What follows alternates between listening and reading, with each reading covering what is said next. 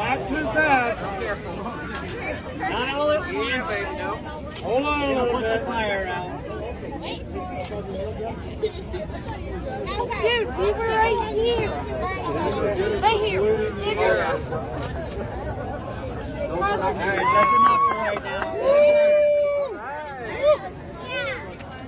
Destroy them!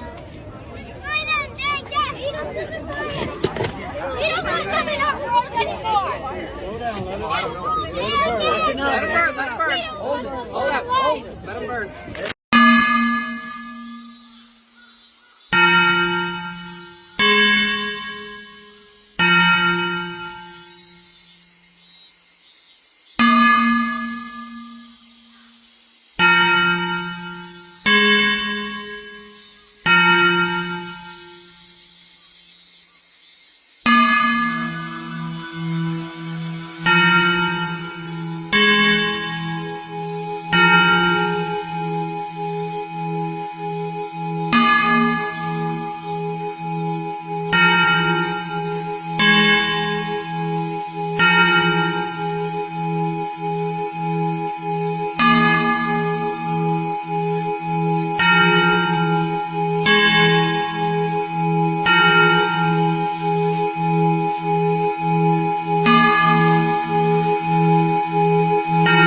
Ready for some more lies about the minimum wage that billionaires are desperate for you to believe so they can keep siphoning away all of your labor? Me too! So one thing anti-wage people like to say is that minimum wage isn't supposed to be a living wage, it's a starting wage and you're supposed to work your way up. And the reason this is so irredeemably stupid is because it was explicitly, without any ambiguity, created to be a living wage. Roosevelt said, no business which depends on paying less than living wages to its workers has any right to continue in this country. And he was right. But what about small businesses? How can they afford to pay workers more money if they're already struggling? By making more money, because when the minimum wage goes up, small businesses see higher profits. So rather than relying on financial exploitation to stay afloat while the customers can barely afford basic necessities, a higher minimum wage gives their customers the financial freedom to support small businesses so they can grow. The reality is that the only people who are hurt by raising the minimum wage are the top 1% who got there by exploiting workers and stealing the profits of their labor. It's outrageous to say that a person struggling to make ends meet doesn't deserve $27 an hour, but Jeff Bezos does deserve $9 million an hour. You know what really hurts the economy? 142 million Americans living in poverty while billionaires outsource jobs to countries with even more exploitative wages and use that money to artificially inflate the price of their own stocks through stock buybacks. That's killing the economy.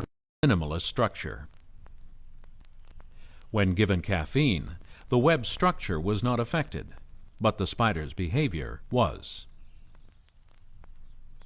Given THC, the active ingredient in marijuana, the spider didn't build a web.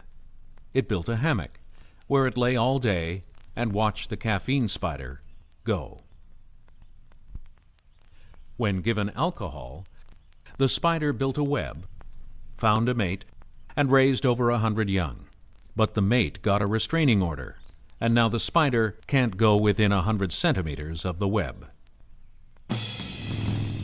The crack cocaine spider figured building webs was for suckers, waited till the caffeine spider was exhausted, then came up behind it and popped a cap in its ass. Nice web, Mr. Crack Spider.